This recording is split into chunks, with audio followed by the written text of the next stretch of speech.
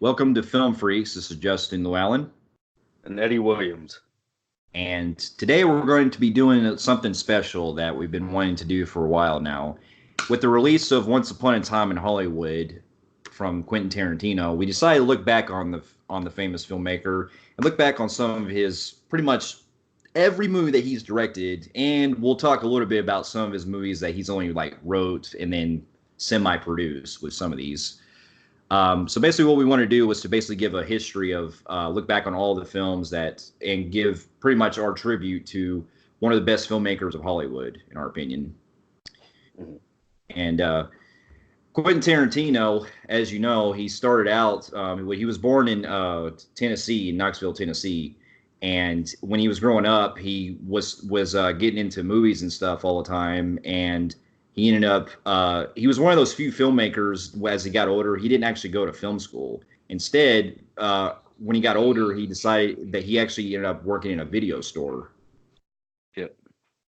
and he ended up working in a video store for a little while. And then while he was there, he was already writing his own screenplays at a young age. At 14 years old, he actually wrote one of his early screenplays, which was based on Smokey and the Bandit.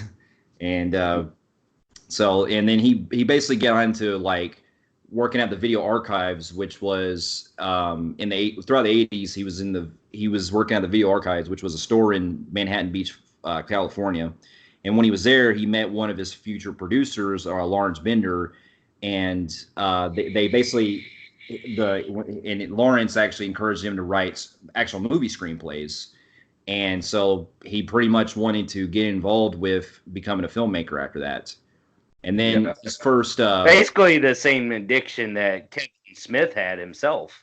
yeah, The best film directors, in my opinion, well, Kevin Smith's had some pretty terrible films, but and that's because he lost his mojo yeah, in film. But it seems like the people who are really, kind of like your everyday Joe, which that's why I can relate to Quentin Tarantino more than Spielberg or people like that who's been kind of born and bred it in Hollywood. It's kind of yeah, cool seeing the best of the best coming from people like you and I and the people that's listening to the review. At one time, Quentin Tarantino was us, just yeah, sitting exactly. around in a day job, and he just loved movies. And look where he's at now. Yeah, and then in 1987, he got his first big break into doing movies by directing and writing his first movie, which was called My Best Friend's Birthday, which was released in 1987. And what's interesting about this movie was that it was actually shot in about 70 minutes of film, but unfortunately, the final reel of the movie was completely destroyed in a lab fire that occurred when he was editing. So only about 30 minutes of it has survived on film, and he later released it as like it's available on YouTube and stuff, and as part of like some of his other films he's released on DVD. Yeah. And essentially, also the screenplay for that was formed the basis of True Romance, because in that film, in the short movie that he did, it also dealt with a guy that was getting basically a favor from his boss to basically get laid. So, and then after that, he pretty much got his big break into Hollywood, in 1986, working with Roger Avery, who, if you may remember, he would later go on to direct this movie called The Rules of Attraction. And in the late 80s, after he got himself into Hollywood, he ended up doing some early screenplay work. His first paid screenplay was when he was hired to write the script for From Dusk Till Dawn, which Mm. we'll get to later. That was also what he collaborated with Robert Rodriguez on. And which actually began their long and lasting friendship. Exactly. And then his first true Now, screenplay. just before we continue, I myself have not seen the birthday movie. I haven't either, right? And that's one of his only films. Okay. That's his only film that I haven't fully watched, but Yep. I want to check it out eventually, just to be a completist. Um, but his very first big breakout movie that comes to mind that really got him all the attention in Hollywood and also for the indie crowd, because this was big in the early 90s, was Reservoir Dogs. Reservoir Yep. Dogs was a small movie that he put together that he ended up doing on his own, writing, producing, everything. And he ended up selling it out to distributors at the Sundance Film Festival, and it was an immediate hit. And it became one of the most like top grossing like all-time independent films of all time, along with Clerks. Yep. And And this, that one was kind of wild that the way he was able to get that big of a cast for somebody yeah. so new.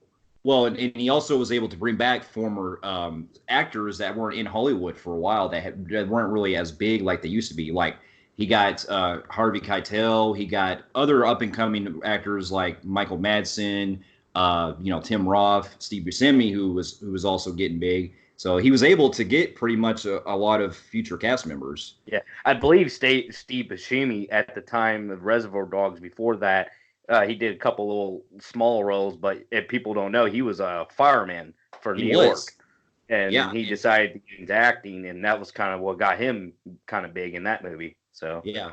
And and this is where we now get into his very first film debut, which is 1992's Reservoir Dogs, which I'll be honest, for the longest time, up until I was about probably I want to say 11 or 12, I didn't even know this movie existed until after I watched Pulp Fiction, because this was exactly, actually I was the same way too. Like Pulp Fiction, I thought was his first movie because it was so big and iconic. I thought that was because it was his first movie, and that's what I. It took me a while before I discovered Reservoir Dogs. yeah. And with this movie, like even when I was growing up, after seeing it for the first time, I was blown away by it. Like this is a movie that deals in the story is pretty simple. You got six guys that are all dressed in, like you see, the black and white suits, and they have to do a job at a jewelry heist. And it goes wrong when they realize that one of them ends up had one of them set them up.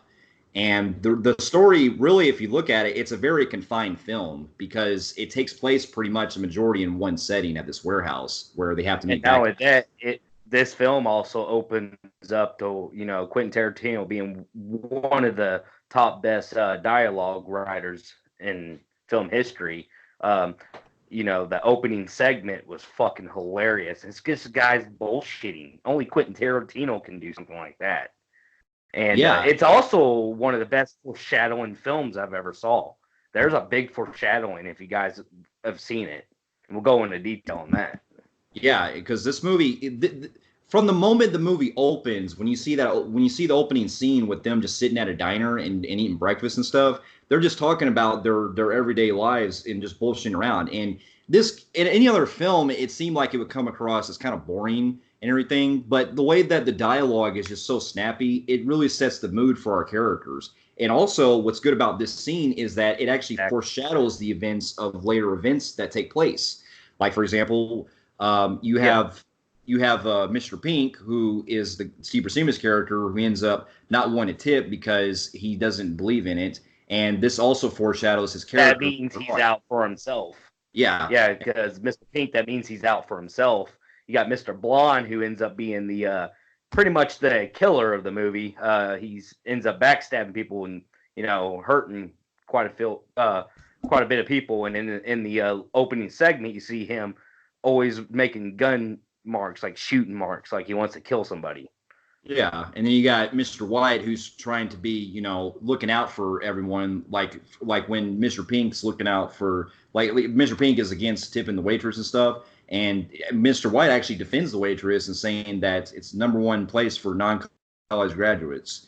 And in a later Yeah. scene, we actually see him stick up. Basically, it hints that Mr. White is later in the film. He's the one who stands up for one of the guys, Yeah, and which is the other Mister. What was his Mr. Mister Orange, which ends up being he ends up telling the main boss, the leader, that Joe. Steve Buscemi's character doesn't tip, meaning he's a snitch. Yeah, and it's foreshadowing well because spoilers. It turns out Mr. Orange is actually the cop, and we also deal with like the other characters, including Mr. Brown, who is the one that's telling the whole Madonna story about how it's all about dick and everything, and both him and you got Mr. the other old man, which was pretty funny guy Mr. too. Blue. Yeah, he's like, she. They're talking about the tips, and he goes, "What's a good tip? Take you out back and suck your dick." Yeah. What's his face's brothers in it? God. Chris Penn. Chris Penn, sadly, who's passed away. Yeah, and he plays a nice He guy. sadly passed away in real life from a heart attack. But yeah, he goes, "Ooh, I'll go up 12% on that." That shit was just the dialogue is fucking. I mean, that opening segment is like one of my favorite opening segments of a movie. Oh, it is definitely, and plus I also like the remarks that Mr. Blue is asking because when Mr. Brown is going over about how the song "Like a Virgin" by Madonna is about a girl who digs a guy with a big dick, and he keeps saying he's like, and I'm talking day and night, dick, dick, dick, dick, dick, dick, dick, dick, dick, and then Mr. Blue is like, how many dicks is that? And then Mr. White's A like, lot. a lot. Yeah. Yeah.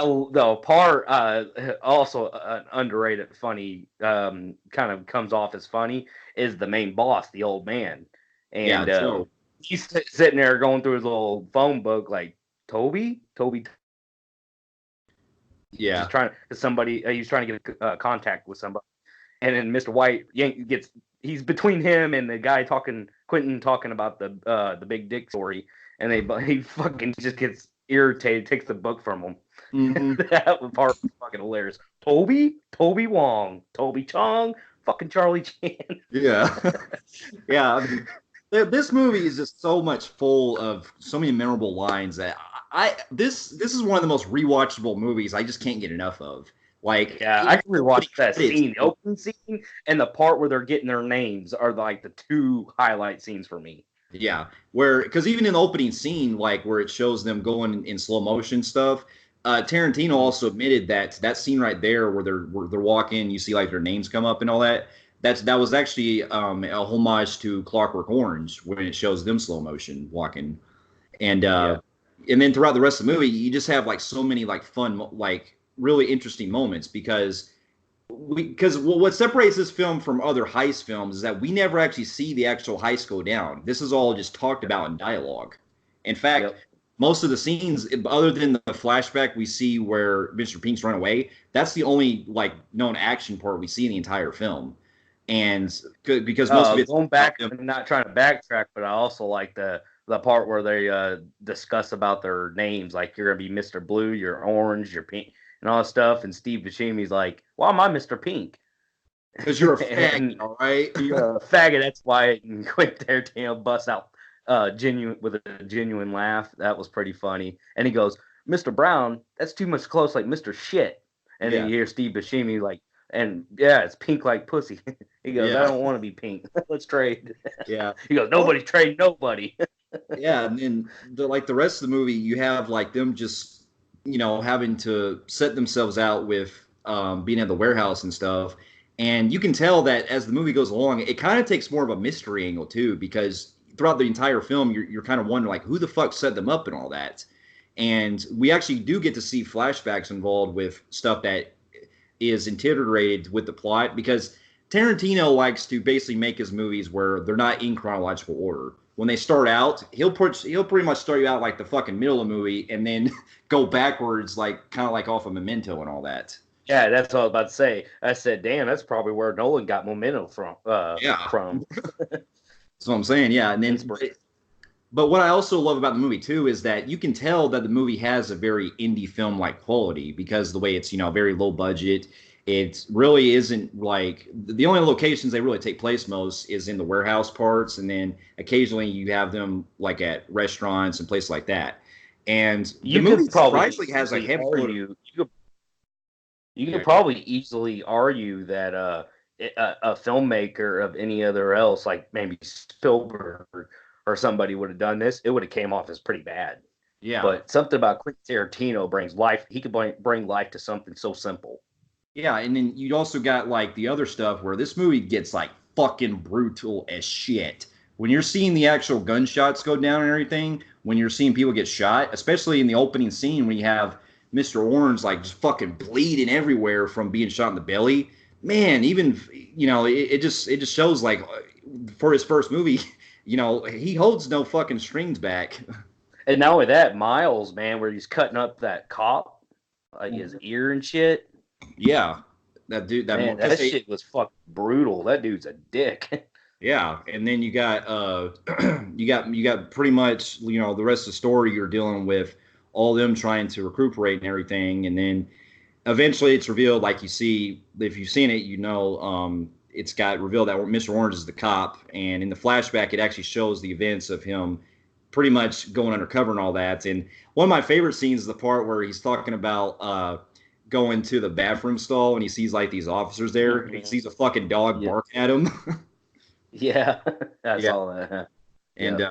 And but then then you get to the end where ends up being where the old man comes in, which he's pretty much absent for a majority of the film. He comes in and says there's a rat, and they now know it's Mr. Orange. He looked it up, found yeah, Orange was a cop, and they had this big wet, like kind of like a Mexican standoff where you get um, um, White and Eddie and got Joe. Penn and all them all are surrounding each other, all pointing guns at each other, and ends up being like where everybody starts gunning each other down. Yeah, and then it pretty much and then Mr. Pink, he ends up leaving on his own, and it's really debatable like what happens to him, because we see him take off with the diamonds, but if you listen really carefully, like in the background, you can hear him pretty much talking to like the cops, but it's kind of hard to hear because of how loud the sirens are and all that. Yeah. But it pretty much ends where you got like Mr. White, because throughout the entire film, Mr. White becomes close to Mr. Orange because he cares for him and all that, and you can tell that there's a sense of genuine friendship that Orange has with White, because he feels like he doesn't want to, take him out, to take him down or anything, because there's actually a deleted scene that they cut where he's contemplating whether he wants to actually go after these guys. And Yeah. in the end, he actually admits himself that he's a rat that he's a cop to Mr. White. And you can see the fucking pain in Harvey Keitel's face, that just that emotion that he shows right there. It shows how much he was kind of heartbroken just to hear that. Yeah, because he stood up for him, and you got to think these guys became good friends, Mm-hmm. close in a short time. And the fact they had that previous scene where there was a Mexican standoff, which ended up killing everybody but Mister White, and basically he's like so heartbroken that he's like he ends up shooting him, and then he gets shot by the cops. Yeah. And it's also interesting, and we'll get to this later, but I wanted to bring this up because this is the first man that mentions it. There's also a flashback scene that shows that when we first get to introduce who Mr. White is, he actually mentions a girl named Alabama that he went to on jobs with. And if you pay attention to that scene, that was actually in the original script to True Romance. That's actually the character from that film that they actually tied into. Yeah, yeah. Just to get it out there, Quentin Tarantino is known in the future when we start talking about more of his films that he does end up blending them all together, and they all exist in some part of universe. Yeah, like yeah, yeah, it's kind of hard to describe because a lot of his films are also kind of out of the ordinary. But like with this movie, you can also see there's foreshadowing in later films, like the cigarettes they smoke are red apple cigarettes, which are the same kind that they smoke in Pulp Fiction and also in Once Upon a Time in Hollywood. And so, but yeah, and then also what I gotta love the movie about this most is the fucking soundtrack they have, because oh yeah, unlike traditional films that we've seen in other directors do, Tarantino, when he first started out as a director, he didn't want to go with traditional movie scores. Instead, he stuck to just soundtracks. And this movie shows that when there's really no music playing, you can tell that it's setting up events that are going to go, like the shit's going to go down, yeah. Especially that part where Mr. Blonde's fucking cutting that dude's ear off and it's playing Stuck in the Middle of You. Yeah. Yeah, like You know what that scene reminds me of? It seemed like American Psycho inspired that scene where he's doing the dance, Huey in the News, because I noticed that Miles was doing kind of like a dance thing when he's listening to music. Michael Madsen. Or yeah, I keep calling Miles. Michael Madsen, yeah. Yeah. He's kind of like doing kind of like a dance thing. So it's kind of like, it reminds me a little bit of American Psycho. It was also inspired by the scene from Clockwork Orange where Alex and the gang are raping that one girl. Oh yeah, that's right too. Yeah, the whole music while they're fucking around. Yeah. Yeah, so that's another influence that you can tell that Tarantino, he likes to pay homages in a very, very good way, because I like the way that he's able to craft something that was taken out of original movies and stuff, but kind of do so like a spin on it. Yeah. And overall, yeah, there's more we can go in detail, but I mean, this is one of the most like talked about movies that people have gone on for so long since movies come out. So we don't really have anything new that really hasn't been analyzed and things like that. But I will say that if I had this movie to me, I think it's tied with probably Pulp Fiction as my favorite Tarantino films. Yeah, So it's up that, for me. so with that, I'm giving the movie a phenomenal grade on the Film Freaks meter.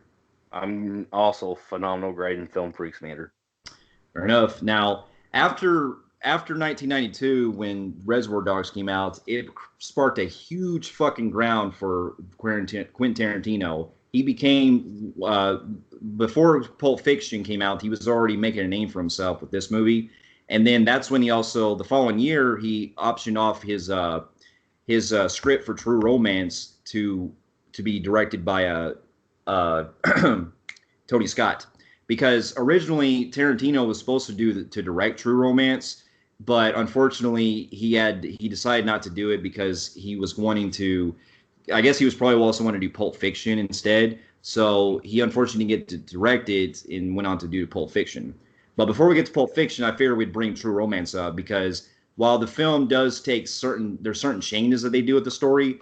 most of the screenplay is his in the final film. Yeah, you can tell, and there's a lot of we're going to talk about later on that he didn't direct, and we're going to pay attention more on the ones where he written where his where it almost feels like he also directed it because his presence is so strong. So yeah, with this one, it's very Quentin Tarantino. You can tell. Yeah, and with this one, it's directed by Tony Scott and has a fucking huge cast, man. You're talking like Christian Slater, Christopher Walken, Val Kilmer, Patricia Arquette, uh, Tom Sizemore, Chris Penn, just among others. Like this cast was like Hey, you're so leaving out a good one too, which Brad was Pitt. one of his oddball roles. No, Oh, uh, Commissioner Gordon. oh yeah, Gary Oldman. Gary Oldman, which blew me away. He was even in that. He plays the freaking Rastafarian guy. Yeah, and this one deals with the story of to go into a little background, the screenplay for True Romance dealt with pretty much the same basis as his earlier film, which was the My Best Friend's Birthday movie. And in this story, you deal with Chris Slater's character, who is Clarence, who one night he's at a bar just trying to hang out and stuff and trying to get some pussy. And he ends up going to see a triple feature of the Street Fighter trilogy from Sony Chiba. And while he's there, he ends up meeting he ends up meeting this girl that comes in that's Patricia Arquette's character named Alabama. And after a lovely night of passionate love, he discovers that she's a prostitute, or she's a call girl, and they end up pretty much going on a not to go a place. They end up going on a road to that deals with violence, drugs, and a lot of killing. And along the way, they come across, while this is happening, you also deal with Gary Oldman's character, who's a pimp that Alabama worked for. And I got to tell you, man, just for these about 10 minutes, less than 10 minutes alone, Gary Oldman, like, this is one of my favorite performances of him. Yeah, Like, he plays, it's weird that he played something like this, and you see Gary Oldman now. It's like, yeah. whoa, the young Gary Oldman was like all over the place and playing like crazy ass roles. Mm-hmm. And then, because in this movie, he plays this pimp that in his very first scene, he also got to hang out with Samuel Jackson and is one of his earliest roles. And they're talking about how his friend is like, "Hey, Floyd say he don't even eat pussy," and then Samuel Jackson's like, he's like, "Shit, I eat everything, motherfucker. I eat pussy. I eat the book. I eat every motherfucking thing." Which I believe that's the first involvement Quentin Tarantino would have any involvement with with, Samuel L. Jackson. yeah, exactly. And also later with Brad Pitt. And with this, and then he ends up after they're talking shit and all that, he ends up killing all of them in the fucking hotel room. And he ends up later encountering Christian Slater's character, and they get into one of the biggest fucking brutal fights that I've seen in a fucking Tarantino movie, where you're getting him like fucking bashing the shit out of Christian Slater, and he ends up fucking blowing Gary Oldman's nuts off. Yeah, wasn't it where he was trying to buy Alabama like Yeah, completely out? Yeah, where right. she could be free pretty much because they were basically. I think what it is them two wants to they want to start a life together They and did move far because away. Yeah, they got married, and he wanted to basically get all loose ends called off and everything, and getting her clothes back and all that. And then a fight breaks out where pretty much he wants Drexel, that's Gary Oldman's character. He ends up, fucking not wanting that, so he ends up getting a fight with them and everything. And they start going fucking beating the shit out of each other, yeah, man. they did. Yeah, and then he ends up getting himself fucked because he ends up getting shot in the nuts by the fucking gun that Christian Slater's got, and he ends up getting shot in the face multiple times. And yeah, and then pretty much the rest of the story deals with them on the run, and he ends up taking his cocaine that he had, and it was worth a lot of money. And what he come to find out is this cocaine belonged to the fucking mob, who's actually run by Christopher Walken's character. Which also had an earlier appearance from the guy from Sopranos in it. Yeah, James Gandolfini. Yep. And after they end up encountering Dennis Hopper's character, who's a former cop, they make amends. Father of Christian Slater. Yeah, they have small talk, and they end up leaving and all that. And then afterwards, it ends up before, because they're going to go to L.A. to meet their friend there to do a deal for coke deals from the cocaine that he's got. And while they're on their way there, Christopher Walken's character ends up showing up and has one of the most iconic scenes I've ever seen a fucking Tarantino film.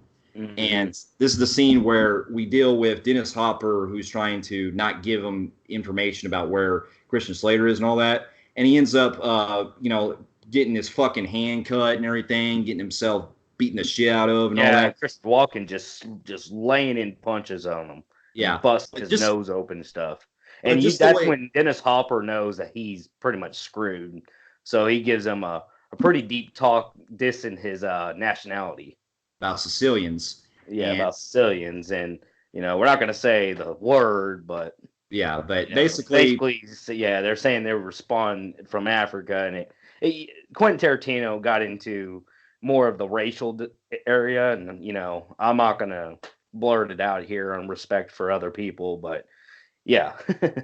Yeah, pretty much. And what I can say is this scene was not only fucking hilarious, but it was also just shows that just the way that these guys were just talking, it just has so much like on a elevated level, so to speak. And not only that, it's one of he's done villains before, but Christopher Walken was pretty menacing in this. Oh yeah, he was. He just stood up, just laughed. And then this blue, and it's in detail shows it like the brain's getting shot out. I'm like, damn. Yeah. He's like, I gotta wipe this eggplant off my face. Yeah. And that was actually improvised, where he said, that makes your part eggplant. And then Walken was like, you're a cantaloupe. Yeah. And it was a hilarious scene. Yeah. And then we end up getting to the later half of the story, where along the way, Slater ends up coming across Michael Rappaport, who you may remember. He's been in a lot of movies where he's got that tough New York accent and all that. And he's been in a lot of movies with Spike Lee as well. And they end up coming across his house because he's an actor that's trying to, get auditioned to the part of. So he was actually trying to get a part on T.J. Hooker, which was popular at the time. And he ends up living with fucking early appearance from Brad Pitt. And this is the first time that you'll see Brad Pitt work with Tarantino. And he plays a fucking stoner that never leaves the couch. Yep. He's like, don't condensate me, man. I'll fucking kill you, man. You gotta also think this is when Brad Pitt was doing smaller appearances like he did in Thelma and Louise. Yeah, that was the 2 years prior. So, yeah, this was like his after his breakout role in that movie. And it's funny because later on when James Gandolfini comes to visit him, he's like, no, man, you go to the hotel there, and that's where they'll be at. And he's like, all right, I'll see you later. He's like, "Don't condescend me, man." Yeah, that shit was hilarious. So yeah, he goes goes to the hotel, and this is where we get that brutal scene I've ever seen a guy do to a woman on film. Oh yeah. Where he does the Patricia Arquette, where he's just beating the shit out of her, and Oh she's yeah, just dude. laughing it off. Uh-huh. And it shows like right and plus I like that little small monologue that he's talking about how taking your first kill and all that. He's like, the first part is the hardest. Remember that guy who shot all those people? That's the key right there. Yeah. And then she ends up getting her fucking victory after she ends up stabbing him with that fucking corkscrew, and then she ends up spraying him with that spray thing with the fire and gets him on fire. It ends up blowing his fucking himself away with that shotgun that he has. And I was like, damn. Yeah. Yeah. And then basically it all boils down to you got your third act where they end up coming across this guy that's involved with a movie producer that they wanted to deal with a cocaine cocaine with, and the guy's friend, who's another guy who Christian Slater's friend is a guy that his buddy knows that's big into movies and stuff, and they end up going to his house. And while along the way, before that happens, one of the dude's friends ends up getting pulled over, and he has to negotiate with the cops to go undercover. And the cops are played right there by Tom Sizemore and Chris Penn. Yep. This was their second collaboration with Tarantino. Chris Penn's was, and yeah, and then pretty much goes to where we get one of the most fucking brutal ass shootout scenes I've seen in a Tarantino movie, where when they end up getting there, they end up having the cops show up after everything goes down and all that, and the guy, the Elliot's, or I'm sorry, the guy's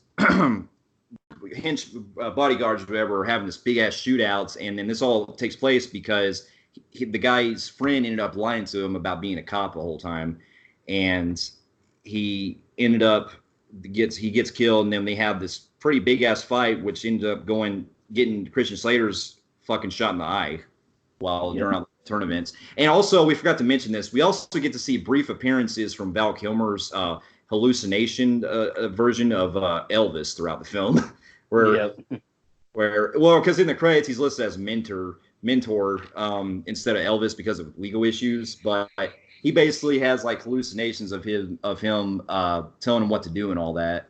Yeah. And yeah, it pretty much boils down where you got the cops show up, then you got the mob guys from earlier. They show up after Christopher Walken sends them on there, and everyone pretty much ends up getting killed except for a few people. And yeah, and they end up getting Christian Slater ends up surviving, and him and her getting up leaving.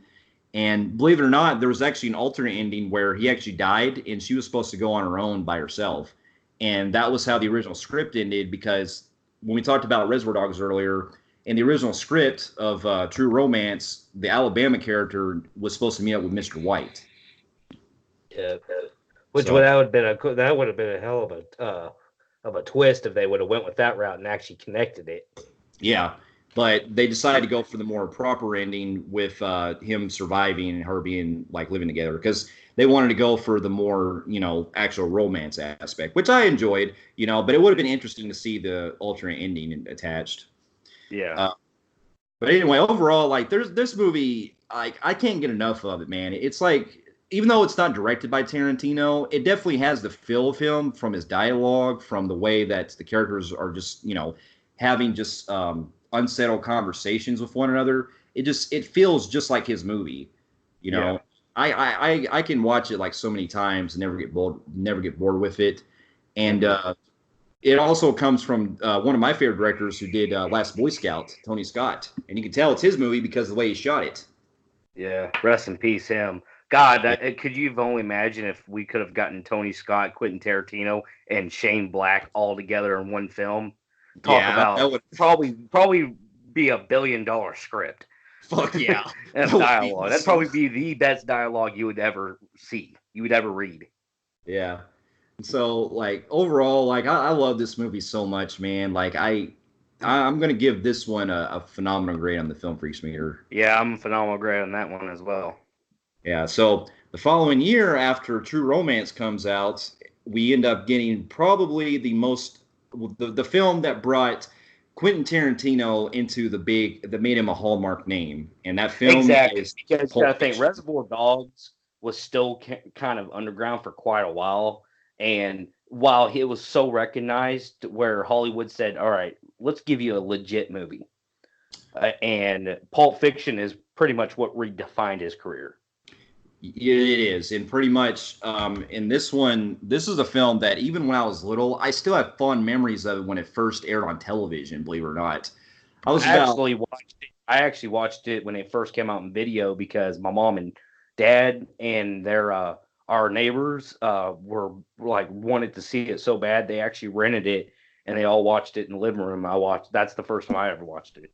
oh wow, yeah, that's what I did too. Yeah, when I was about 3 or 4 years old, I remember seeing it like on TV because I was a kid, so I was just walking around and stuff. And the very first time I noticed it was the scene when Uma Thurman ends up overdosing, and he has to end up taking him to get help or to get Yeah. help. Yeah. And so, yeah, this movie, even looking back then as I grew older and started watching it, man, this to me is definitely tied, like I said, with my one of my favorites, my favorite Tarantino film. Probably might be my favorite, but anyway, let's go in the story in this. We have this one is once again written and directed by Tarantino and has quite a huge cast this time. You have John Travolta, Samuel L. Jackson, Bruce Willis, Uma Thurman, Christopher Walken again, and just so many other big names that this was like the biggest Hollywood film of that year. Yep. And this story it deals with kind of a similar format with like kind of like a sort of anthology format where you have basically interlocked stories that are all connected somehow with This different is pretty plot much Quentin Tarantino. elements. This would actually redefine the first time Quentin Tarantino did the whole anthology, all over the place storyline that collides, because he didn't do that with his other movies. He did it with this. This is the first time, and he would later on do it so many other times in other films.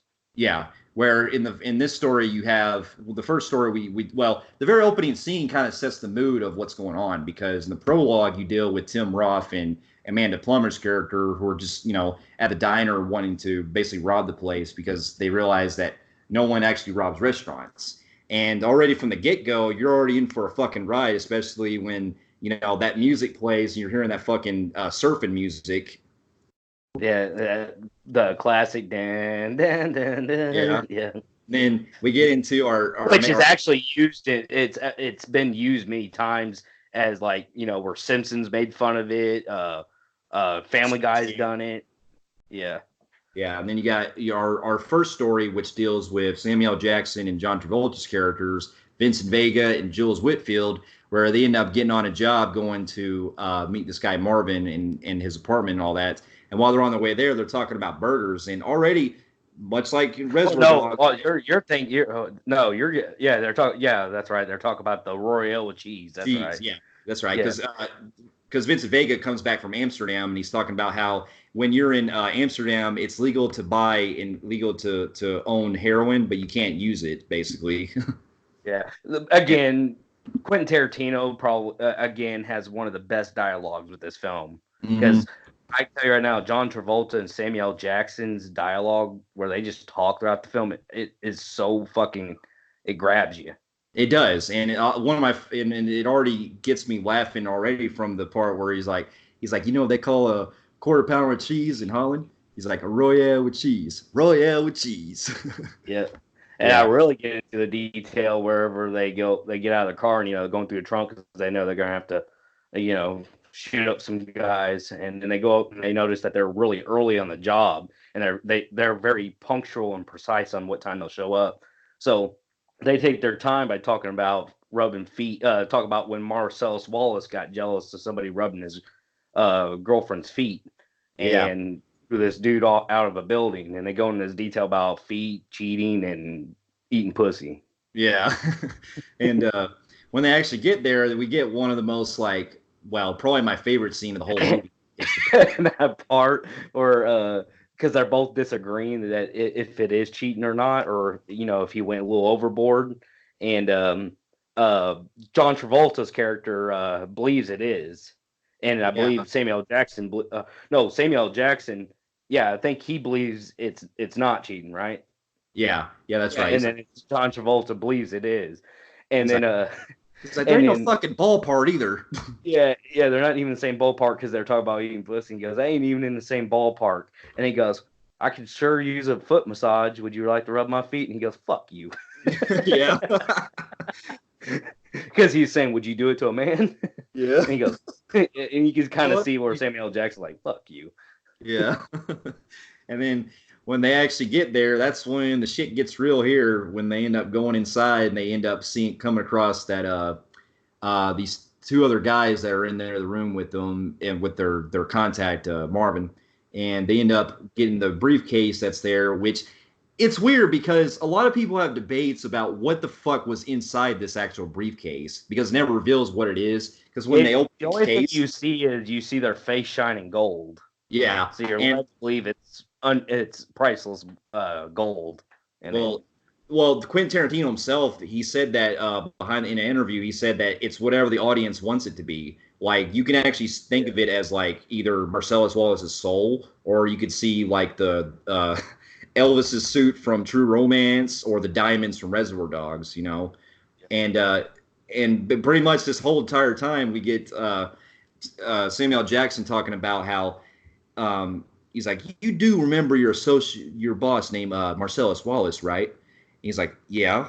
And then he's talking about, hey, what kind of burger you got there? He's like, Big Kahuna Burger. He's like, oh, Big can I? Kahuna Burger. That's a That Hawaiian. Hawaiian joint, isn't it? Yeah. Hey, you have any? He looks at John Travolta. He's like, "Yeah, any big? Have you tried that joint yet?" And he's like, "Nah." And he goes, then he starts like, "Can I have a taste of that burger?" Yeah. He's like, may I have a taste of your washy, you made your Your tasty beverage beverage. to wash this down? That's a pretty good burger. Yeah. And then we pretty much get it to where the dude's like, it was like, I just wanted to tell you how sorry we are that things got fucked up with Marcellus Wallace. And he's like, we had the best intentions. And then he ends up fucking shooting the dude on the couch. And then we have pretty much, you know how it goes, where he's like, oh, I'm sorry, did I break your concentration? What does Masaros look like? Does he look like a bitch? Does he look like a bitch? What? What ain't no kind of guy I Basically, ever heard it's of? one of those remembering iconic scenes that Yeah. people still talk about today. He's like, and then he ends up going to the whole Ezekiel 25:17 speech. He's like, and you will know my name is the Lord when I lay my vengeance upon you, pal. And you know what's kind of really cool about that scene? I wonder if that's what Boondock Saints took from when they read their little lines before they killed people. That, well, if you off topic, that is pretty much what they were inspired by because it was their way. That director was wanting to pretty much do his own Tarantino type movie from Reservoir Dogs and Pulp Fiction. Because you got to remember, Reservoir Dogs was such a big hit on home video that it pretty much inspired a lot of knockoffs in the 90s, including the Doom Generation and a lot of films from like Miramax that they ended up doing ripoffs of, including the Boondock Saints. So yeah, that was pretty much taken from Pulp Fiction in that kind of way, especially when they point their guns. Yep. But anyway, yeah, we end up getting to the second story, which deals with the next story, which deals with, well, at first we get to see introduced to Bruce Willis's character, which is actually one of the few instances where even at a young age we got to see Bruce Willis back when he was actually going bald and all that. Yep. And he ends up talking to Marcellus Wallace, who we don't really see it in actual face. We just see the behind of him, and he gets him a deal to pretty much lose the fight, and he gets paid for it. And as you know, after that goes along, he ends up. Well, first he comes across John Travolta in the bar, and John Travolta ends up insulting him, saying, "You ain't my friend, Pluko." And he ends up leaving after that. And then in this story, it mainly deals with John Travolta's character, who's actually going to have, because the whole plot in this one is that he's going to take out Marcellus's wife while he's out of town, who's played by Uma Thurman. And along the way, he ends up deciding to get a little high by going to Eric Stoltz's character, who's a drug dealer. And when he's there, he ends up talking to to him about how he got his fucking car keyed by somebody, and if it's actually revealed, and there was a deleted scene they had in mind where it showed Bruce Willis's character key his fucking car because he got Yeah. pissed off at him.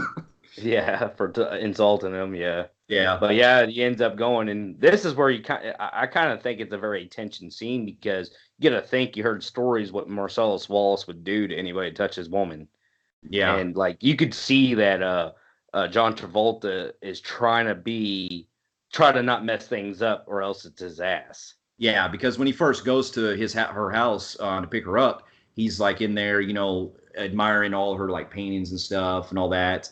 And there was also a deleted scene which is on the DVD and the VHS that shows that Mia was going to actually interview him with a camcorder, and to kind of get more about him.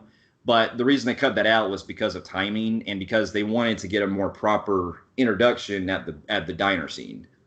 Yep. So they end up just cutting after that when they go up, because we don't see Mia at first. We just see her like, her feet and all that, and then she's getting ready.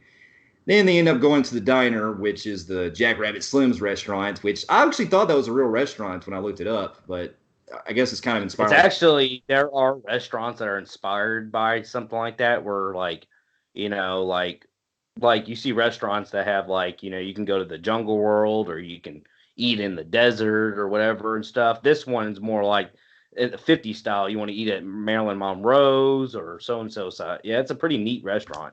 Yeah, and what I appreciate, and that's that one. That was also that weird scene where you had where it's kind of like self-aware, where Uma Thurman's like telling him like, "Don't be a square." Yeah, where it shows the actual square. Square, yeah. Yeah, and then you have, and what's also interesting about this scene is we get to see a lot of like resemblance of pretty much like people that are dressed up in various iconic figures. Like you got, Buddy Holly, who's played by Steve Buscemi, who ironically is playing a waiter in this movie when he didn't tip. I was about to talk that. It was so funny that he ends up talking shit about being about waitresses and waiters when he becomes one in Pulp. Yeah. That just was just when you realize you get older, you just realize things. You're like, that's a good one, Quentin. Yeah. That's what makes this motherfucking director like you could say Spielberg or any of them being so iconic because they made so many iconic films, but the talent of what Quentin did is just, it's untouchable. Well, and what's interesting was that even we have just scenes like this where they're just talking, at this diner and stuff, where he's talking about he's like, how the fuck is that a $5 milkshake? You don't bourbon it or nothing? That's a pretty damn good milkshake. I need to know what it tastes like. $5, and he tastes it. Pretty damn good. That's a pretty good, damn good milkshake. But I don't know about $5. That's pretty damn good. Yeah, and and we just get this really great scene the way that, because much like in Reservoir Dogs, there's only just the music playing in a lot of these scenes where you got where you got here and you got them where they actually pointed out in one part where she's like, "Don't you hate that? Hate what? Uncomfortable silences." That's what I really liked about this scene, because the way Uma Thurman and John Travolta talk about something that we can all relate to really makes me really love the scene. Like, you've been if you're a guy, you've been around, you meet a girl that you're, that back when I was younger, you have a crush on and all that stuff. And then you kind of like, you have that silent, like that really scary silence. Mm-hmm. You don't know what to say. And it's just weird how they dig into stuff that we've gone through. You, I, anybody has went through once. Exactly. And I also love the part where they get into the actual dance session, what's funny because in real life, John Travolta is known as, a guy who can actually dance. It shows a lot of his talent here too, because when Quentin was directing the scene, he didn't even have to do anything he didn't actually have to give any direction to Travolta on his actual dancing, because he actually was he played in Grease. So yeah, that's what I'm saying. So it actually was cool that he actually had his own moves, and he was also teaching Uma as well behind the scenes. And they end up going home, and she ends up winning the actual trophy that she actually wanted. And they end up getting to probably one of the most kind of hard to watch scenes right here, where you have, well, actually two things. One, there's a moment where Vincent goes inside the bathroom and he's kind of contemplating because he's debating about whether going home or if he wants to kind of in his head do something with Uma Thurman, because there's actually a small part of him where he wants to try to do something, but he's worried that it'll probably get him in trouble.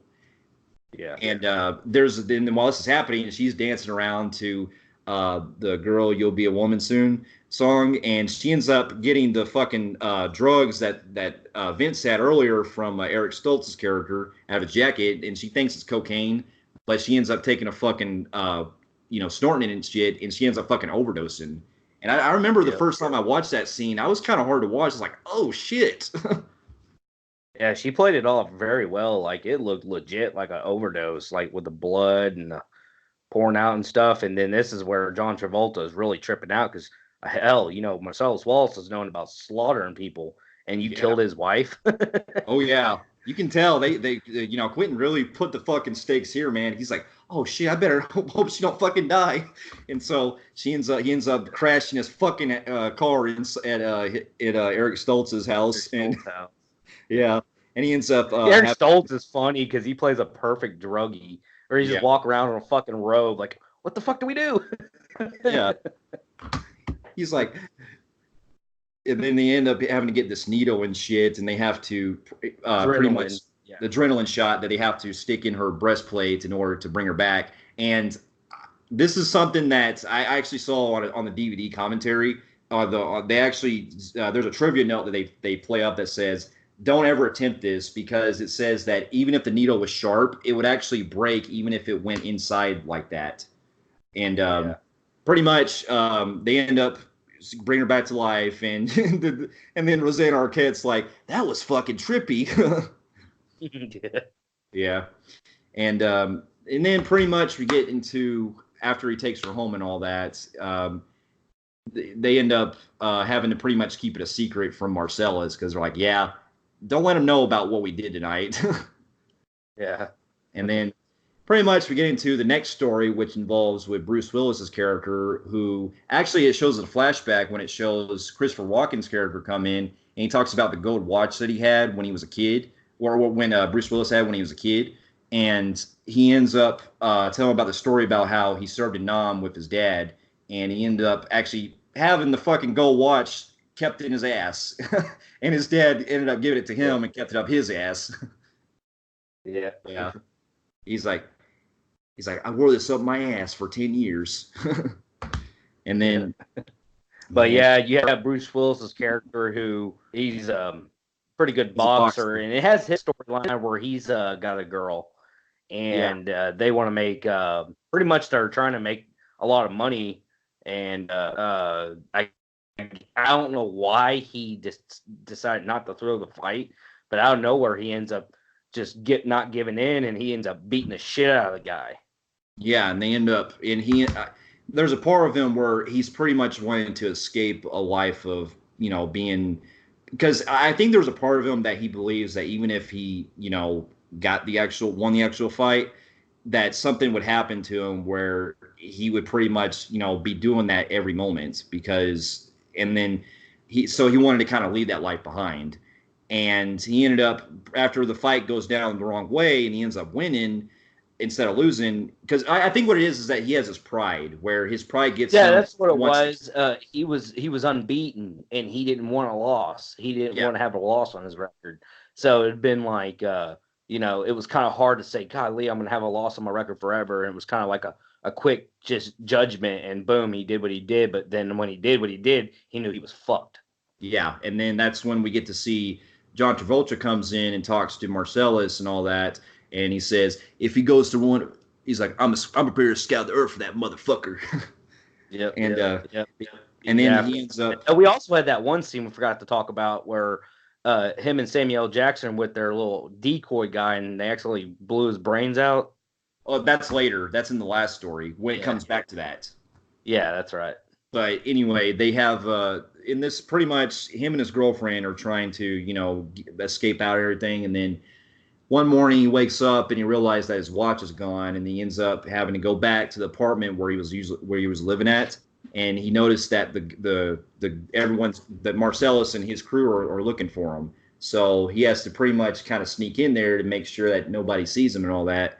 And when he gets there, he discovers something that well, the first time I watched it, I couldn't believe they actually had this type of weapon. They had a fucking Uzi with a silencer on it. I know, right? I was like, holy shit. This is the part that throws people off because this is Quentin Tarantino going, backwards, middle, in, backwards, middle, in, blah, blah, blah, blah, blah.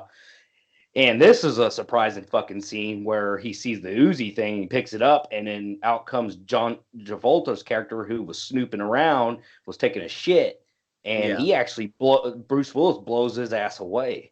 Yeah, and I was that's like, after the "What?" fucking Pop Tarts come up too. Yep, yep. Just blows him away, and you're like, oh my God, that motherfucker died. Yeah. I was like, damn. And Yeah. then Oh, and yeah, we'll start talking about this other thing I want to talk about when we get to the part where it goes back to John Travolta's character with Samuel L. Jackson, where they get into this big thing because if we talked about the part where they were up there killing that one guy, those guys for fucking Marcellus Wallace, there was a guy that popped out and actually shot up like Samuel L. Jackson and John Travolta, but no bullets hit him. And Samuel L. Jackson's on this big high horse about Christ and yeah. how it's telling him he needs to give this shit up. Yeah, exactly. And they get into a big deep discussion in the segment where him and John Travolta are in the car and they have their decoy with them.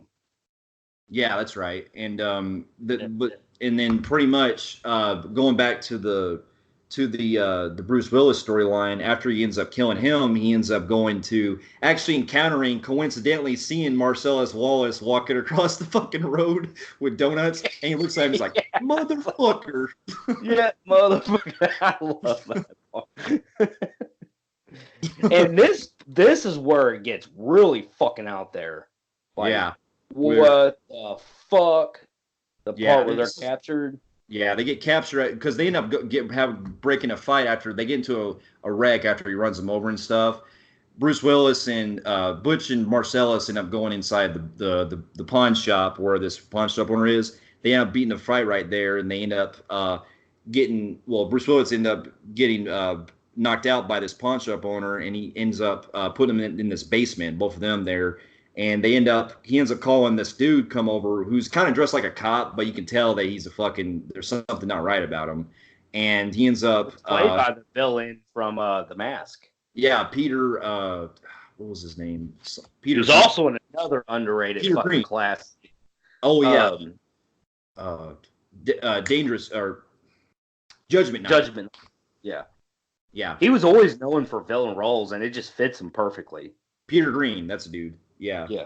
And they end up saying they have that one of the most like kind of out there scenes where he's like, "Bring out the gimp," and they bring the gimp out. And right here, for a split second, it feels like the film is going towards a horror, dark kind of, yeah. and we like this gimp, like it looks like something out of like The Collector. He's like fucking all in this like sexual fucking leather suit, all chained up and shit. Yeah. I'm like, what the fuck is this? Yeah. Like, it's interesting though. It's like I'm creeped out, but I'm so intrigued at the same time. And he starts. And basically, they're Bruce Willis and then Marcellus Wallace wake up and they got a fucking sexual ball thing in their mouth. Yeah, and then he starts doing eeny meeny miny mo on him like fucking, which is actually coincidentally that same year that would also be used in Natural Born Killers because it was also written by Tarantino. And he ends up picking Marcellus Wallace, and he's like, I guess that means you, big boy. And you can hear it under his breath. He's like, fuck you. And then he ended up taking back there, and then we don't see it, but you can tell from the background, like you can hear it that he's getting fucking raped by him. And I was like, oh shit. Well, you don't know yet until Bruce Willis. What it is Bruce Willis gets away from the gimp, and Bruce Willis is on his way out and stuff, but then realizes, like, it was so fucked up of a situation, he couldn't just leave Marcellus Wallace in something like that. So he kind of gets like, I gotta go back. That's fucked up. So he's like, he gets in, looks for some weapons to use, and he goes down to the steps. And when he kicks open the door, you actually see Marcellus Wallace getting butt fucked. Yeah. Well, it'd be funny if he actually, because if you're off topic, it was funny because it seems like that line he said in Die Hard actually came full circle. He's like, I'm not the one that just got butt fucked on national TV. Oh yeah, damn, I forgot about that. Yeah. Yeah. But yeah, he ends up getting that happening. He fucking slices him with the fucking sword, and he ends up getting Marcellus Wallace like gets up and he ends up taking the shotgun and fucking blows his fucking nuts off the Zed dudes. And then yeah, the Zed dudes and stuff, and then pretty much Marcellus Wallace said that situation was so fucked up. He said, "I give you a pass, but the Yeah. only agreement is you get the fuck out of this town, and I don't want to see your face back here again." And basically, he says, "No, I'm gonna have fun with this dude. You I'm go." gonna get medieval on your ass. Yeah. And basically, yeah, Bruce Willis ends up getting, taking off, getting with the girl, and they go. Yeah, and then if that was that right there, pretty much marks the end of the film chronologically, because after that we actually flash back to the events of the beginning of the film, where it shows this guy that if you look at him close distance, he kind of looks like Seinfeld, but it actually turns out to be in real life that was actually Alexis Arquette, the Yeah, one of the brothers of the Arquettes who passed away a couple years ago, that's and true. Yep. yeah, and we see the same shootout that took place, or the same shooting that took place earlier, where he recites the Ezekiel speech Samuel Jackson does, and then he's seeing Marvin, and he's like Marvin, I'd knock that shit off if I was you. And then the dude from the bathroom comes out. He's like, "Die, you motherfuckers!" And then he starts blowing at them. And before he starts shooting, if you notice something, if you pay attention real closely, if you'll notice behind them when they're standing there in front of the wall, you can actually see bullet holes behind them, implying that it Yep. actually wasn't a miracle. That it was actually either, God's intervention. yeah, that's what I'm Yeah. saying, yeah, And so and they get in this big deep talk about it in this car, and that's where they get real deep into it, and John Travolta's just pushing off, so they're both going back and forth. Great dialogue, by the way, very good dialogue. And that's where John Travolta turned around and asked the guy in the back, the decoy guy, if he believed in it, and then that's when he hits the bump and fucking shoots, blows that kid's brains out. I was like, damn. He goes, "What the fuck?" He It's like, goes, why "Man." the fuck did you do that? Yeah, so they have to find out, have to go up the road so they don't get caught up in this shit because they have dead body, blood everywhere. And they have to go to Quentin Tarantino, which, by the Yeah. way, will go all the way up. I'll say it now. Quentin Tarantino, he's known to star in all his films in some way up until Once Upon a Time Hollywood, where he didn't star in it. Yeah, surprisingly. But yeah, surprisingly, that was a kind of a shocker. But anyways, yeah, going back to that, they have to go to his house where they have to figure out a hideout to where they can get this dilemma fixed. Where they hire Harvey Keitel's character to come in and do all the cleaning. He's considered, I forgot what they called him in the movie, but Oh, the wolf. the wolf. Yeah. Yeah, and And basically, they got to clean up all the blood and stuff. He's guiding them how you clean dead bodies, which pretty much kind of remind me of the scene from where Stephen King played in, I think, Sons of Anarchy. yeah, Sons of Anarchy. Yep, where he was the guy who cleans up the mess, Yeah, and that's what Harvey Keitel's character plays. And you get this really good, funny dialogue scene, which we're not going to repeat because it gets into racial words, but Quentin Tarantino's character is drinking coffee and he's bitching at them for bringing a dead person. We're not going to, like I said, we ain't going to repeat the words, yeah, but but it's hilarious. but yeah, it's fucking hilarious.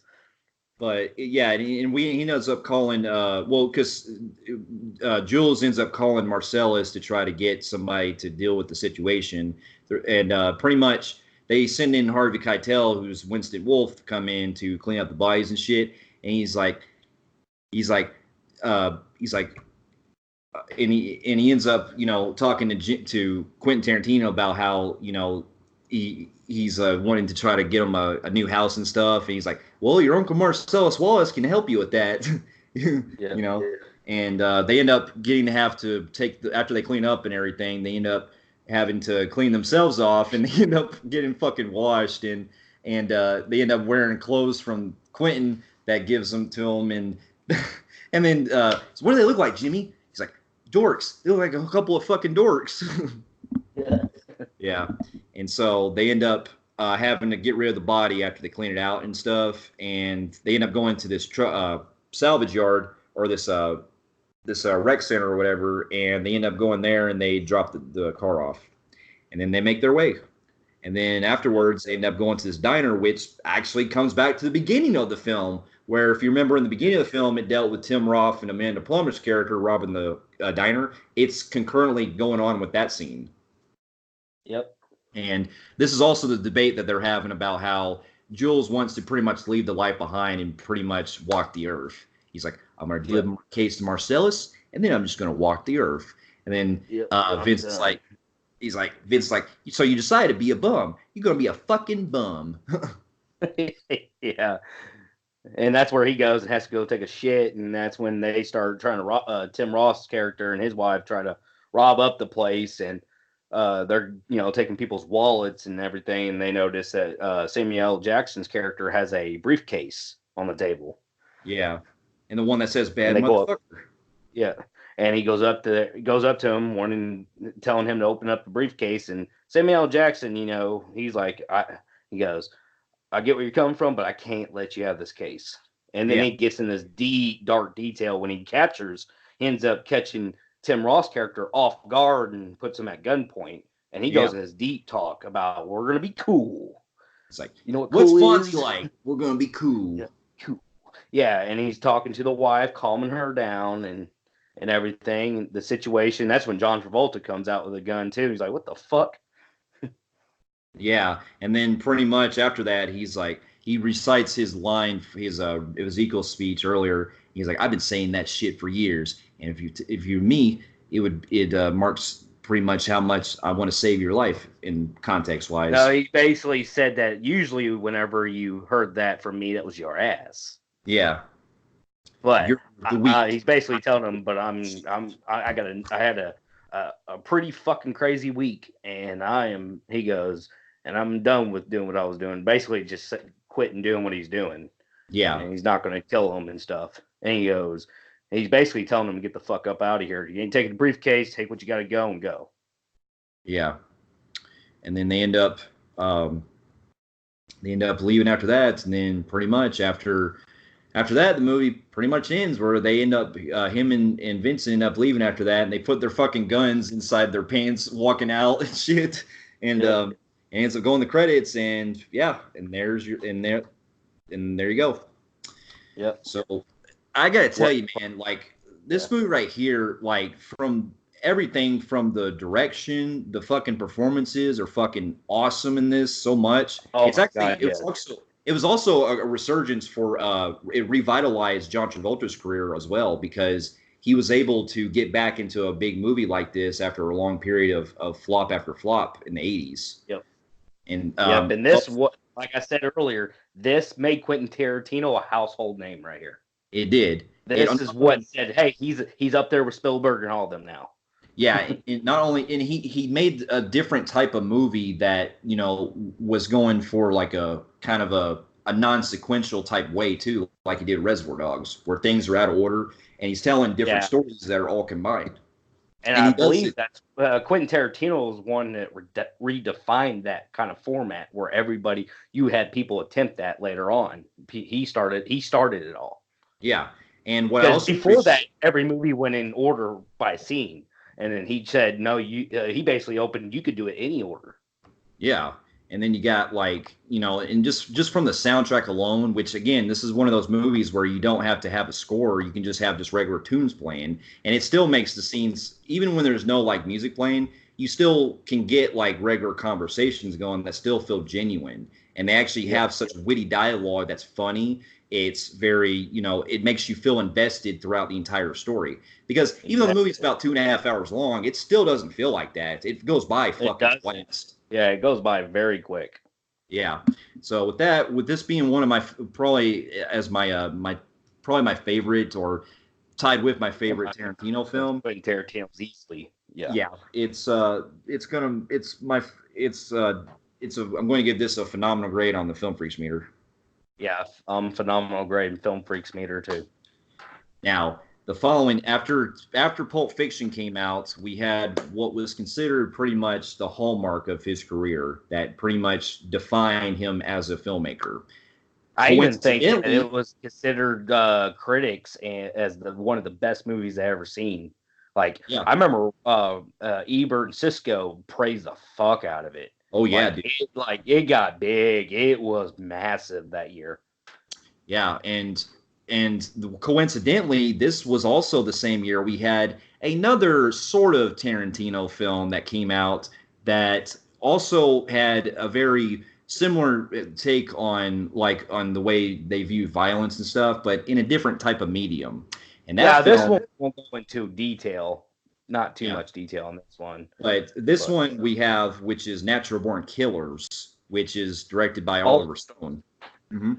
And this was actually the original screenplay was created by Quentin Tarantino. That he basically, it's hard to describe. Like the dialogue and everything is pretty much on point throughout the entire film, but there were changes that Stone and some other his other writers had revised that took away Tarantino's angle out of it, yeah. and because basically when the original screenplay was done, Tarantino ended up, putting it in, and then they took the bare basics of it and they kept it in there with certain dialogue scenes. But other than other than like the dialogue, the entire structure and everything else is all Oliver Stone in this entire Yeah. film. Yeah. And I got to tell you, the first time I even seen this film, I didn't realize Tarantino had anything to do with this. I But didn't either. I really didn't either. But then now you go back, you can kind of feel somewhat of his presence yeah, because and it is so a heavy dialogue driven. It's kind of like a Pulp Fiction-ish, Bonnie and Clyde pretty feel much. to it. Yeah. Yeah, and in this story, we deal with pretty much it's simple. You have two killers that are in love with each other, and they go on a Played by killing, Woody yeah, like Harrelson. yeah.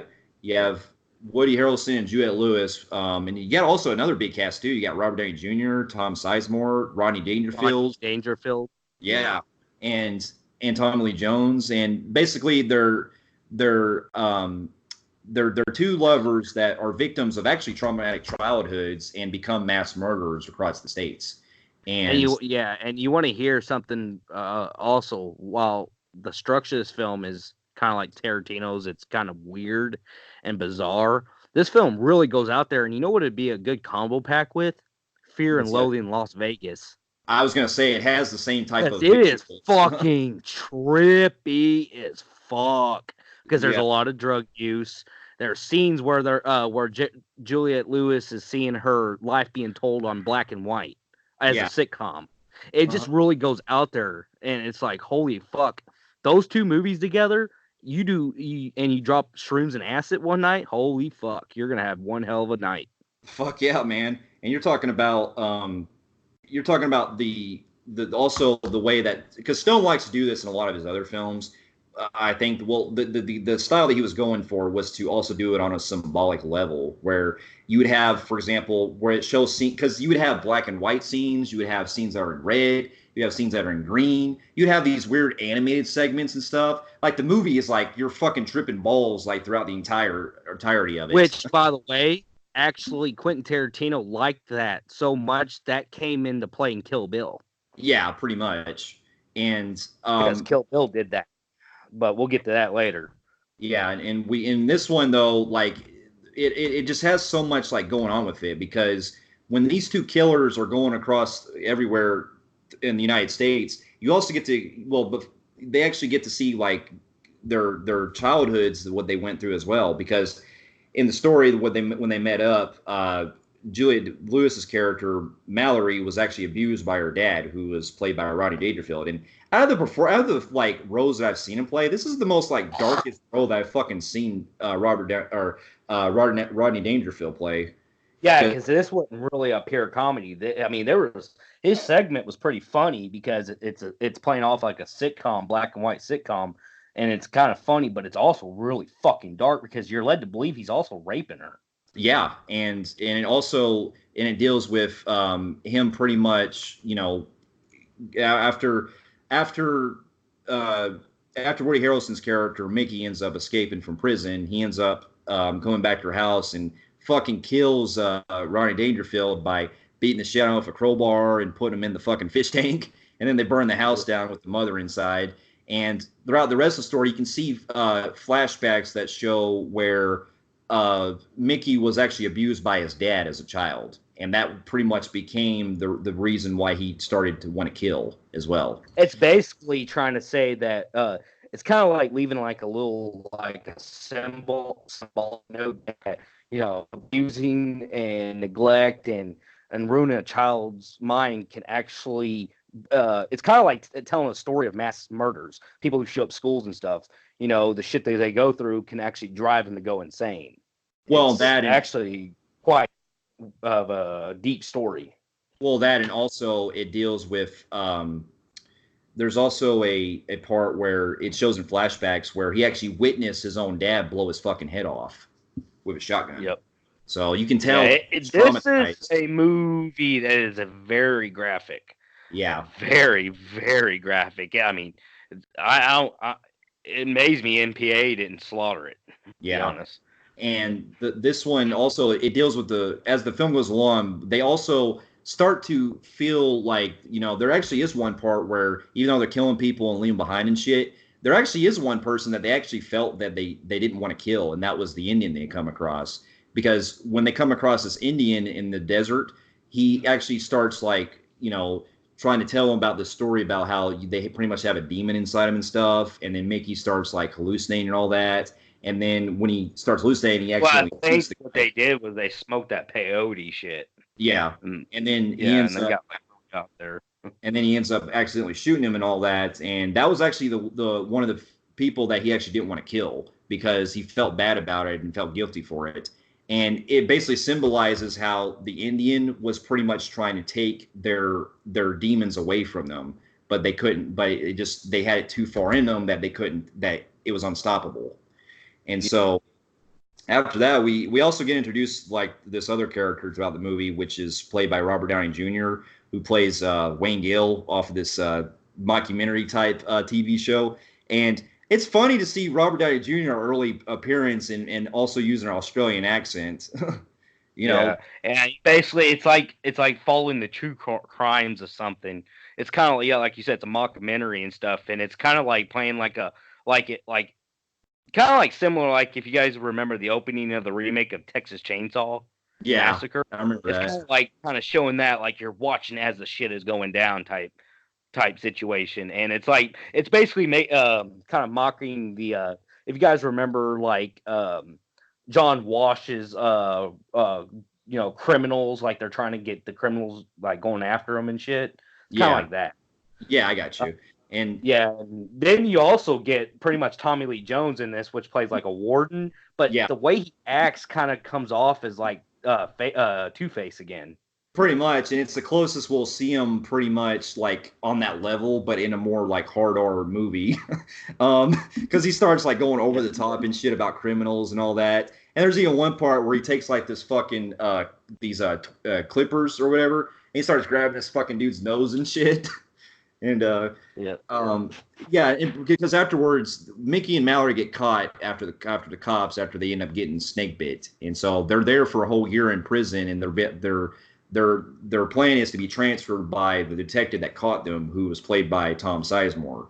And while this is going on, before they're getting transferred, he ends up wanting to get interviewed.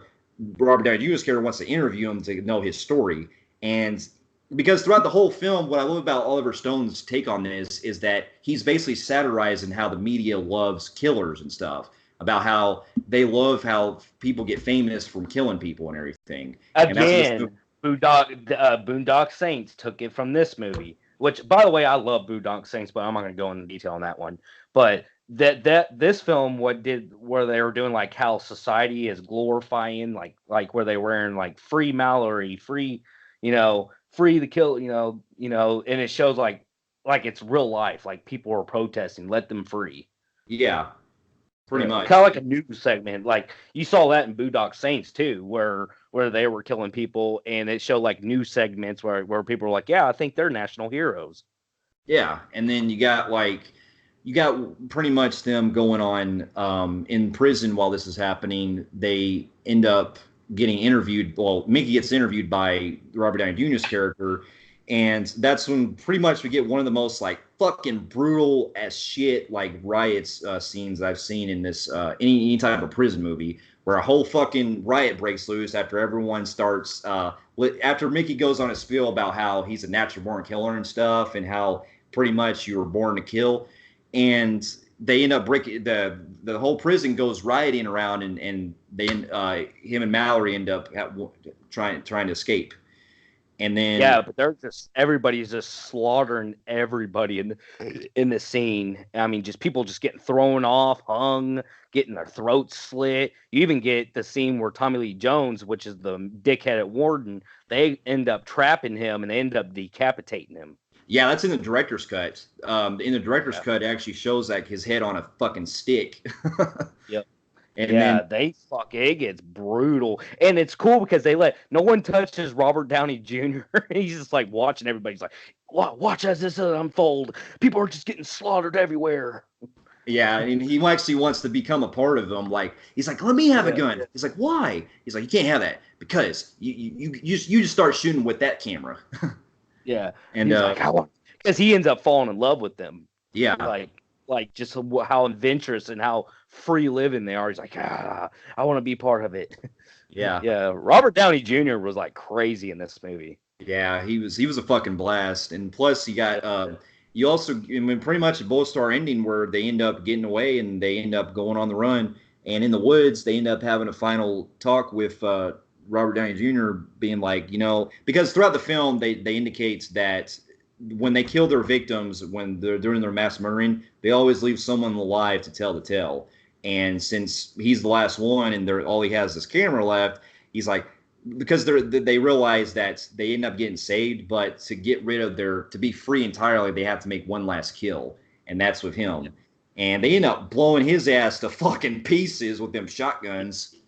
Yeah, he thought he was going to survive, but the camera that was shooting is the last thing that will tell the tale. And that's not what Robert Downey Jr., he thought the person can tell the story. But no, what it is it's basically the camera will tell it, and then they kill him. Yeah. Yeah, exactly. And pretty much it all ends with them pretty much going on their RV and pretty much becoming a parents, and it shows them on their way. What he did, what Olive Stone did, but this film is downright phenomenal. I love this movie. I can go back and watch it. It's just fucking crazy, batshit crazy. I also, in my mind, wonder what it would have been like if Quentin Tarantino took over as director, because there was a hint that it was originally supposed to be his movie.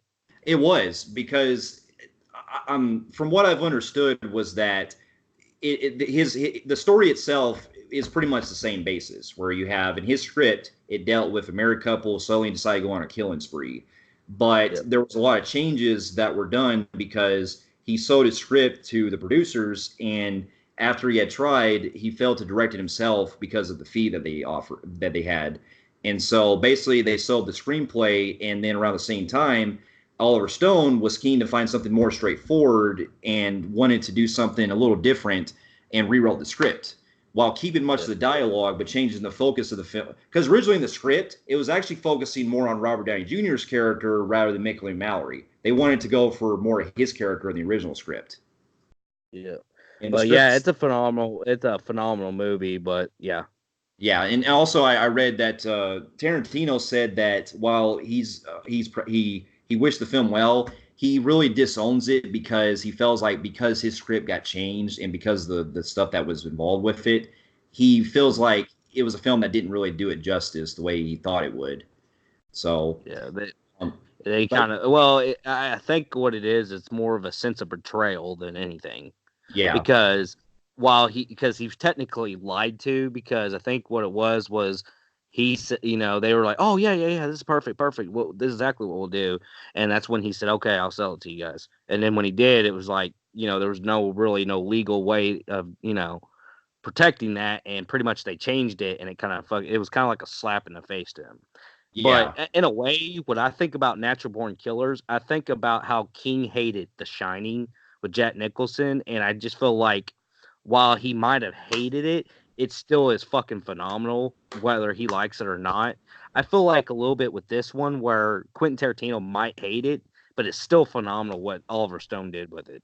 absolutely. And I give this movie also a phenomenal grade on the Film Freaks meter as well. It's definitely up there. Probably, well, I think yeah, it's in my top three favorite Oliver Stone films. Definitely. Yeah. But yeah, so that's Natural Born Killers. Now, what's also interesting, just a little off topic on this, there were also deleted scenes that they had of actors that weren't even famous yet. Apparently, like there was actually deleted scenes that showed Dennis Leary and Ashley Judd.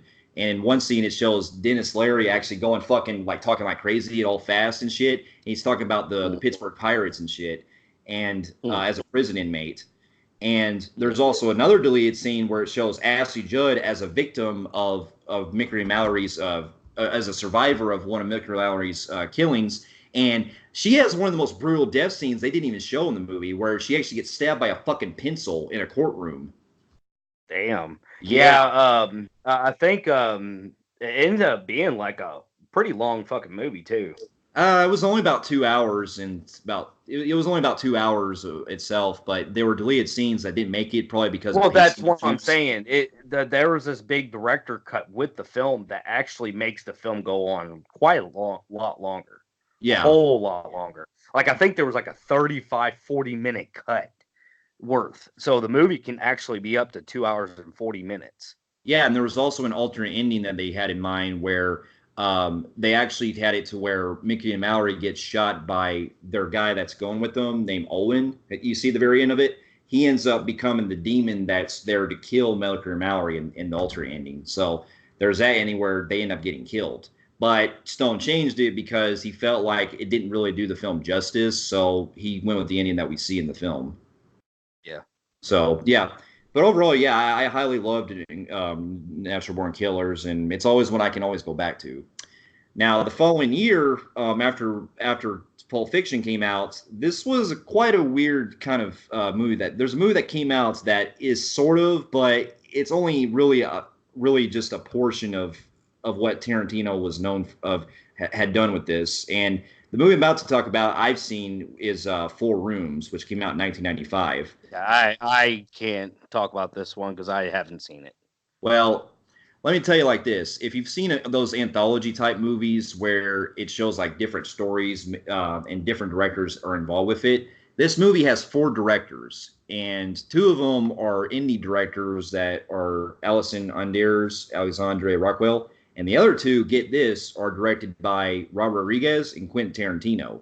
And in this movie, it deals with Tim Roth, who plays this bellhop at this place in this Los Angeles hotel, and he's basically the one that ties all the stories together, where he's going from room to room, and it plays off like kind of a weird like kind of a quirky type like movie that's very different than what you would think of when it comes to Tarantino's movies. Because in this movie, each room that he goes to, each like room is like the segments are directed by different directors. The first two segments, the first one deals with like this weird coven of witches that are in there, and they're trying to get like this weird. They're trying to get one of them, their goddess, to come back, and they have to get semen, and they have to get the bellhop to fuck one of their witches. And Oh God, damn. yeah, it's a fucking weird movie, man. And then the second story deals with the bellhop ends up going to this one room where he's noticed this girl is like tied up and shit, and he ends up like basically questioned by this dude that accused his wife of getting fucking him and all that, and he ends up realize that it's actually a fantasy in his head. Yeah, that was those first two segments. They feel like those are the ones I really didn't care too much for, man, because they felt like really weird and they weren't that funny. Because the movie is a straight on comedy. And then the last two segments, get this. The next segment is the room where he goes into these room where a husband and wife, played by Antonio Banderas and this other girl, they're leaving to go to this party and they leave their kids behind. And these kids are they're like baby's kids. These kids will get into shit and they're kind of remind me of you and your kids, man. um, Yeah. and anyway, this segment's directed by Robert Rodriguez. And throughout this entire time, in this segment, uh, Ted has to go in there to basically make sure the kids are not misbehaving and all that. And they start getting into weird shit where they find a fucking needle in there. They find a dead body. They find a dead hooker in a fucking mattress. The movie is it's full of unpredictability in this. And Sounds like it was just basically have fun. Let's yeah, just do whatever. Let's fucking just do it. yeah, Fuck it. yeah. Let's just have a blast. Let's all do cocaine and get drunk and let's just Mhm. fuck around. Then the last Basically. segment, the last room is the penthouse room where this one is actually written and directed by Tarantino. And in this room, Ted goes there and you actually get to see an extended cameo of Quentin Tarantino himself playing a hotshot Hollywood director that's basically in a way playing himself in a way because he's talking about his new movies that he's been doing in Hollywood and stuff. And he's making a bet where he can actually, if his friend can light his cigarette lighter 10 times in a row, he can win his car. And if he doesn't, he gets his pinky cut off. And the way that this is the only part of the film that I thought was pretty, not only was it funny, but it was also the only one that I thought I had a lot of fun with. And we also get in that same room, you get to see Bruce Willis in a cameo role where he's fucking talking shit to his wife on the phone, calling her a fucking whore and all that. Yeah. So that yeah, and then basically it all pretty much ends where Ted ends up cutting the dude's pinky off, and he ends up winning $100 after a bet that he makes from it, and the movie just it ends right there. And then yeah, so this is one of those movies that, believe it or not, I didn't even watch until about a week ago when I was just catching up on Tarantino's movies, and Yeah. it's very, how do I put it? It's only half the movie is pretty much like that I find semi decent because the rest of it, the very like first half of it, I thought was fucking annoying and was kind of stupid. Yeah. But it's one of those movies that I could probably, if I think as time goes along, it probably might probably grow on me and probably a lot better. But I only really consider this half a movie because really it's really the last two segments I find watchable. So with that, I'm gonna give that one probably just a low average on the Film Freaks meter. Yeah. We're going to take a break here for now. We're going to come back with part two of our upcoming discussion of Tarantino. We'll see you guys later. Later.